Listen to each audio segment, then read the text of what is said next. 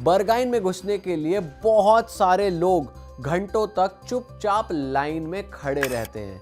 In fact हमने तो ये भी सुना है, अगर आप लाइन में बहुत ज़्यादा किसी से बात कर रहे हो, बहुत ज़्यादा हैप्पी दिख रहे हो, हंसी मजाक कर रहे हो, तो भी ये एक रीज़न बन जाता है कि आपको उस क्लब में एंट्री नहीं मिलेगी। इनफैक्ट आपकी ड्रेस का कलर, अगर आप बहुत ज़्यादा कलरफुल बन के गए हो, नॉर्मल रेगुलर कपड़े पहन के गए हुए हो, तो भी वो आपको एंट्री डिनाई कर सकते हैं, क्योंकि एक स्पेसिफिक टाइप का ड्रेसअप वो एक्सपेक्ट करते हैं आपसे कि आप उस क्लब में पहन के जाओगे। मोस्टली लोग जो होते हैं वो ब्लैक में आपको ज़्यादा देखने को मिलते हैं, वो लेदर पैंट्स में होते हैं, अजीब व गरीब कपड़ों में होते हैं, आंखों पे काजल लगाया होता है, ब्लैक नेल पेंट्स होते हैं। तो मेजरली अगर उनको आपकी वाइब डार्क लग रही है, उन्हें ये लग रहा है कि आपकी वाइब देखकर आप अंदर का माहौल सरवाइव कर लोगे, तो वो आपको एंट्री देंगे, नहीं तो वो आपको सीधा बाहर का रास्ता दिखा देंगे। यहाँ पे मैटर ही नहीं करता कि आप कितने फेमस हो, आप कितने बड़े सेलिब्रिटी हो, आपके पास कितना पैसा है, कुछ मैटर नहीं करता। अगर बाउंसर्स को आपकी वाइब पसंद नहीं आई तो आपको क्लब में एंट्री नहीं मिलेगी। तुम्हें ये जान के हैरानी होगी कि एलॉन मस्क तक को इस क्लब से एंट्री डिनाई हो चुकी है। और हाँ, मैंने तो ये भी देखा है पर्सनली कि कई लोग सिर्फ एंट्री पाने के लिए और वियर्डली ड्रेसअप होने के लिए पूरी तरीके से न्यूड भी इस क्लब में आ जाते हैं। भाई तुम ये जान के हैरान हो जाओगे कि ब्रिटेन, जर्मनी और स्वीडन में कई यूनिवर्सिटीज़ हैं जहाँ पर ये रिसर्च हो चुकी है कि बरगाइन में एंट्री आपको कैसे मिलेगी और कैसे नहीं। बहुत सारी वेबसाइट्स हैं जो आपको ट्रेन करती है कि बरगाइन में एंट्री लेने के लिए आपको किस तरीके का बिहेवियर रखना पड़ेगा।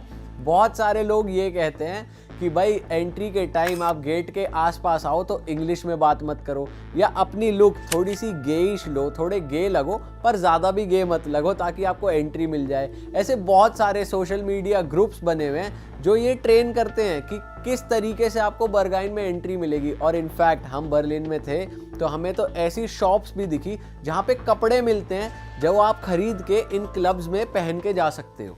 बहुत सारे लोगों की तो एंट्री डिनाई हो जाती है इस क्लब में, लेकिन जो लोग उस क्लब के अंदर गए हैं वो ऐसा बताते हैं कि उस क्लब के अंदर एक अलग ही दुनिया है, एक एक्सट्रीम दुनिया है जहाँ पे इंसानों के अंदर का छुपा हुआ जानवर बाहर आ जाता है, जो बाहरी दुनिया में वो नहीं दिखा सकते। वो सब खुल के उस क्लब के अंदर होता है। लोग आपको खुलेआम इंटरकोर्स करते हुए दिख जाएंगे, वहाँ पर लोग खुलेआम हर तरीके का ड्रग कंज्यूम करते हुए दिख जाएंगे, अपनी वियर्ड से वियर्ड वाइल्ड फैंटेसीज पूरी करते हुए दिख जाएंगे। और जो म्यूज़िक भी होता है ना वहाँ, वो होता है हार्ड टेक्नो और साई ट्रांस, जो नॉर्मल लोगों के तो समझ में ही नहीं आता है। उस क्लब में इतनी एक्सट्रीम चीज़ें होती हैं कि आप सोचने पे मजबूर हो जाओगे कि ये चीज़ लीगल कैसे है। पर हाँ, ये क्लब 100% लीगल है, सबसे ज़्यादा फेमस है, लेकिन अपनी न्यूडिटी और ड्रग्स के लिए ये विवादों में बना रहता है। इस क्लब के अंदर क्या होता है ये हमेशा राज ही रह जाता है, क्योंकि इस क्लब में फ़ोन्स या कैमरा किसी भी तरीके से ले जाना बिल्कुल सख्त मना है। इसलिए इस क्लब के अंदर की वीडियो तो आज तक बाहर नहीं आई है, लेकिन जो लोग अंदर गए हैं वो बाहर आके कुछ ऐसा ही बताते हैं। भाई जब हम रिसर्च कर रहे थे ना कि कैसे कैसे वियर्ड क्लब्स यहाँ पे लाया करते हैं बर्लिन में, एक क्लब आया लैबोरेटरी, और ये क्लब भी भाई इसमें वो सारी चीज़ें हो रही हैं जो बरगाइन में होती हैं। इनफैक्ट ये जो क्लब है ये बरगाइन के बेसमेंट में लाया करता है। और बस इसमें और बरगाइन में एक फ़र्क है, ये एक गे क्लब है। मतलब जितने भी गेज होते हैं वो यहाँ पर आते हैं और वो सारे किंकी स्टफ करते हैं जो लोग बरगाइन में करते हैं। और यहाँ पे सिर्फ गेज होते हैं, कोई स्ट्रेट पीपल यहाँ पे नहीं घुसते हैं। अलग तरीके की पार्टीज होती है, इनके नाम भी एकदम अलग और वियर्ड होते हैं। जैसे हम जब रिसर्च कर रहे थे तो हमारे सामने कुछ नाम आए थे, sewer system, yellow facts, cat, मतलब ये पार्टीज के नाम है, समझ रहे हो। सोचो नाम इतना वियर्ड है तो अंदर तो पता नहीं क्या ही हो रहा होगा। और भाई लैबोरेटरी की ये बात भी है कि ये one of the most extreme sex clubs में से एक है। और जैसा आपको शुभम ने बताया कि यार बरगाइन में बहुत ही किंकी स्टफ होता है, तरह तरह की अलग अलग वियर्ड फैंटेसीज लेकर लोग आते हैं, वो सारी चीजें यहाँ पर भी होती है लैबोरेटरी में। लेकिन यहाँ पर एक चीज ऐसी होती है भाई, उस चीज ने तो मतलब दिमाग ही खराब कर दिया। वैसे अगर जनरली देखा जाए लोग जब पार्टी करते हैं तो वो अल्कोहल यूज करते हैं, नशे करते हैं, सूखे नशे करते हैं, बट लैबोरेटरी में लोग पार्टी करते हुए जो चीज़ का इस्तेमाल करते हैं ना भाई, ये पढ़ के तो मैं पागल ही हो गया था। मतलब इतनी वियर्ड चीज़ थी ना, मैं बोल भी नहीं सकता, इतना ज़्यादा ग्रोस मेरे को लगा था वो। मैं उसको एग्जैक्टली नहीं बोलूँगा लिटरली क्या चीज़ है वो, लेकिन मैं आपको बता दूँ वो लोग पार्टी करते हैं भाई ह्यूमन वेस्ट को यूज़ करके। जो ह्यूमन वेस्ट होता है ना वो यूज़ करते हैं पार्टी करते हुए। और भाई इन क्लबों में कैसी कैसी पार्टीज होती हैं, कैसे कैसे लोग अपनी फेटिश पूरी करने आते हैं, ये सारी बातें बाहर था भाई जब 6 साल बाउंसर के तौर पे काम करने वाले एक फिल्म मेकर नेडा ने ये सब बातें आके बताई। उन्होंने ये भी बताया कि भाई लोग लेजिट टिफिन बॉक्स में ह्यूमन वेस्ट लेकर आते हैं और पार्टी करते हैं। और तो और भाई यहाँ पे पार्टीज भी ऑर्गेनाइज की जाती हैं जहाँ पर यूरिन को यूज करके लोग पार्टी करते हैं। यार ये तो मतलब सोच ही नहीं सकते कि इस चीज से भी तुम पार्टी कर सकते हो। और इनफैक्ट इन्होंने इन पार्टीज को नाम दे रखा है कि ये हमारे वाटर स्पोर्ट्स हैं। भाई कितनी वियर्ड चीजें हो रही हैं यार, कैसे कैसे लोग हैं इस दुनिया में। यार मैं तो परेशान ही हो गया ये सब पढ़ के। तो भाई अगला क्लब आता है किट कैट। भाई हमने बर्गाइन की बात करी, लैबोरेटरी की बात करी, मतलब जो इन क्लब्स के अंदर हो रहा है ना वो चीज़ें तो कुछ भी नहीं है। हालांकि वो बातें भी बहुत अलग और बड़ी थी हम जैसे नॉर्मल लोगों के लिए, लेकिन जो किट कैट में हो रहा है वो इससे भी बढ़ गया है। मतलब अब तुम ध्यान से सुनना, पागल होने वाले हो।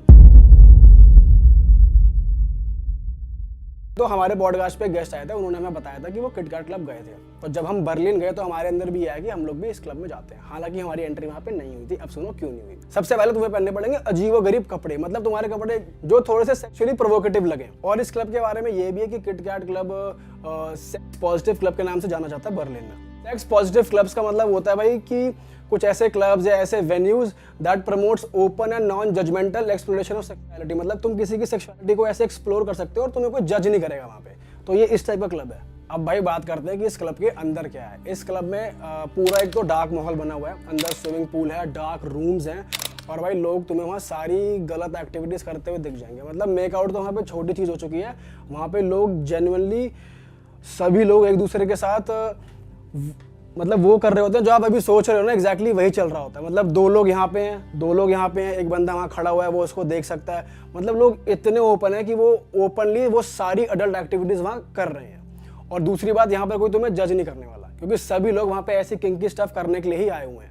अच्छा एक चीज़ और है कि भाई वहाँ पर ना लोग इतने ओपनली ये सब कर पा रहे हैं 4 लोगों के बीच में, क्योंकि उनको पता है उनकी कोई फोटो वीडियो बनाने ही नहीं वाला, क्योंकि इस क्लब में फ़ोन ले जाना अलाउड ही नहीं है। कुछ क्लब्स में ऐसा भी है अगर तुम फोन अंदर ले जाते हो तो एंट्री के वक्त तुम्हारे फोन के कैमरे में वो ब्लैक टेप लगा देते हैं पूरे फोन पे। तो भाई फोटो वीडियो बनने की तो कोई बात ही नहीं है। अच्छा भाई ये सब सुनने के बाद ना बहुत से लोग ये सोच रहे होंगे कि यार इस क्लब में अगर मैं चला जाऊँगा तो ये बहुत ही अनसेफ होगा, स्पेशली गर्ल्स के लिए, क्योंकि यहाँ पे तो ऐसी ऐसी एक्टिविटीज़ हो रही हैं, लोग अपने प्राइवेट रूम्स में भी ना करें। लेकिन भाई ऐसा नहीं है। अगर आप इस क्लब में जाते हो और आप कुछ करना चाहते हो, सेक्सुअली किसी के साथ इन्वॉल्व होना चाहते हो, तो आप उससे कंसेंट लोगे, उससे परमिशन लोगे, या कोई आपसे परमिशन लेगा।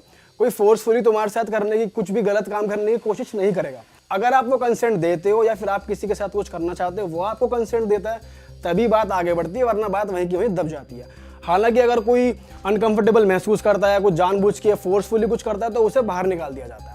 तो ऐसे क्लब्स में सब चीज़ें सेफ रहती हैं, डरने की ऐसी कोई बात नहीं है। लेकिन यहाँ पे जो एक्टिविटीज़ होती है ना भाई, तुमको अपना मेंटल स्टेट ऐसा करना पड़ेगा कि तुम वो, अगर तुम्हारी एंट्री वहाँ हो जाती है तो तुम वो सब देखने के लिए भाई सहन कर लोगे तुम वहाँ पे जो ये सब हो रहा है। अगर तुम ये सब सहन कर पाओगे, देख पाओगे, तो भाई वहाँ चले जाना और देख लेना। बर्लिन में एक ऐसा क्लब भी है जिसके बारे में सुन के भाई मुझे सच में घिन आ गई थी कि ये एक ऐसा क्लब है और कोई भी सुनेगा उसको भी घिन आ जाएगी।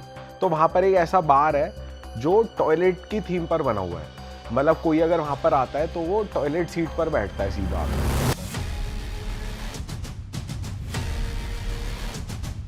और यहाँ की ना टॉयलेट सीट पर पॉटी जैसा कुछ पीला पीला भी लगा होता है। और यहाँ पर जब लोग बियर ऑर्डर करते हैं ना, तो ये लोग उस टाइप के कंटेनर में लेके आते हैं बियर जिसमें यूरिन सैंपल कलेक्ट किया जाता है। तो भाई मैं ये सुन के भी हैरान हो गया था कि ये सब भी हो रहा है यहाँ पे। और जब खाना ऑर्डर करते हैं तो छोटे जो पॉट होते हैं टॉयलेट के, उसमें सर्व करते हैं खाना।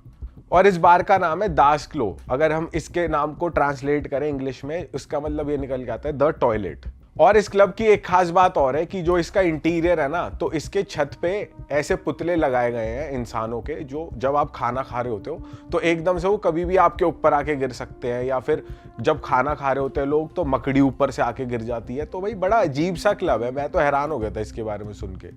और ऐसा भी होता है कि पुतला ऊपर से आता है और अपने हाथ से हथौड़ा मारता है बंदे के सर पर जो खाना खा रहा होता है। और कभी कभी पीछे से तस्वीर एकदम झटके से आगे आ जाती है और जिसकी वजह से लोग डर जाते हैं और खाना खाने में परेशानी होती है। पर हैरानी की बात यह है कि भाई ये लोग फिर भी इस जगह पर आते हैं और मज़े लेते हैं, क्योंकि इनको ये थ्रिलिंग एक्सपीरियंस लगता है, इनको मज़ा आता है ये करने में। और बर्लिन में एक और क्लब है जिसका नाम है मैडम क्लॉड। ये क्लब भी बहुत अनोखा है। यहाँ के जो टेबल्स हैं वो फ्लोर पे नहीं है बल्कि सीलिंग पे छत पर लटके हुए हैं, और उसके साथ साथ चेयर, टेलीफोन, ये सब जो फ्लोर पे रखा जाता है वो ऊपर छत पे लटका हुआ है। तो यहाँ पर कोई भी अंदर जाता है तो भाई वो कंफ्यूज हो जाता है कि भाई ये सब कुछ ऊपर नीचे कैसे हो गया, मतलब दुनिया ही उल्टी सी हो गई। जब हमने इन क्लब्स के बारे में पढ़ा तो हमें ये लगा कि ज़रा इसकी हिस्ट्री के बारे में भी जाने कि ये बर्लिन में ही क्यों खुले ऐसे एक्सट्रीम क्लब्स।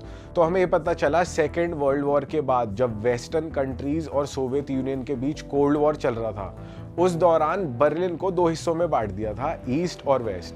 जो बर्लिन का ईस्ट पार्ट था जिसको सोशलिस्ट यूनिटी पार्टी चलाती थी, और बर्लिन में उस दौरान बहुत ही ज़्यादा गरीबी थी, बेरोजगारी थी, तो लोग खाली पड़े हुए थे, उनके पास कुछ करने को नहीं था और वो रिस्ट्रिक्टेड भी थे काफ़ी ज़्यादा फ्रीडम को लेके। तो 1989 में जब कम्युनिस्ट रूल हटा और बर्लिन वॉल फाइनली गिर गई तो ऐसी कंडीशंस पैदा हो गई जहां पर ये एक्सट्रीम क्लब्स बनने लग गए। जब बर्लिन में कम्युनिस्ट रूल था तो यहाँ पर बहुत सारी इंडस्ट्रीज कोलैप्स होके गिर गई थी, तो इसके कारण बहुत सारे लोग वेस्ट बर्लिन में शिफ्ट हो गए थे, और जिसकी वजह से ईस्ट बर्लिन में जितनी भी ये इमारतें थी, फैक्ट्री थी, बिल्डिंग्स थी, ये सब खाली पड़ी थी। और बर्लिन वॉल गिरने के बाद यहाँ पर कोई इफेक्टिव गवर्नमेंट भी नहीं आई थी कि जो अबैंडन्ड बिल्डिंग्स और फैक्ट्रीज को संभाल पाए, तो लोगों ने धीरे धीरे कब्जा करना चालू कर दिया हर जगहों पे, और फिर वहां पर वो पार्टी करते थे क्योंकि उनके पास कुछ खास करने को नहीं था, क्योंकि बेरोजगारी थी उस टाइम पर। और इसके अलावा ईस्ट बर्लिन में जो लोग रह रहे थे कम्युनिस्ट रूल में, तो उनको उस टाइम पर इतनी फ्रीडम नहीं थी, और जैसे ही उनका रूल हटा तो इनको इतनी फ्रीडम मिली, इन्होंने खुल के इस्तेमाल किया उस फ्रीडम का। तो भाई जितनी भी फैक्ट्री थी वहां पर इन्होंने बार्स खोल लिए, क्लब्स खोल लिए, फुल पार्टियां चल रही हैं, ऐश चल रही है, और यहाँ पर वो प्लेजर के लिए अलग अलग एक्सपेरिमेंट्स करने लग गए। ये जो फैक्ट्रीज होती थी इतनी बड़ी होती थी कि यहाँ पर नॉर्मल कमरों की जगह और भी ऐसी जगहें थी जहां पर लोग खुलकर कुछ भी कर सकते थे। इस वक्त ईस्ट बर्लिन में इतनी गरीबी और बेरोजगारी थी कि उनके पास मंडे को उठकर कोई काम करने को नहीं था कि वो उठे कोई काम करें, तो इसलिए वो फ्राइडे से लेके मंडे तक पार्टी करते थे बस। और वहीं से ही मैराथन पार्टीज का जन्म हुआ, जिसके लिए बर्लिन आज भी फेमस है। और इसके साथ साथ क्लब की एंट्री के लिए भी बहुत ज्यादा स्ट्रिक्ट रूल्स बने, और क्लब में फोटो ना ले कोई, इसके लिए भी बहुत स्ट्रिक्ट रूल्स बने। और स्टार्टिंग में तो इन क्लब्स का कोई ठिकाना ही नहीं था, ये टेम्पररी जगहों पे खुलते थे, एक हफ्ते के लिए कहीं खुल गए, एक हफ्ते के लिए कहीं खुल गए, लेकिन कुछ टाइम बाद इनको परमानेंट जगह दे दी गई कि भाई अब खुल के पार्टी करो। तो एक क्लब है जो डिपार्टमेंटल स्टोर पे खुला हुआ है जिसका नाम है ट्रेजर क्लब।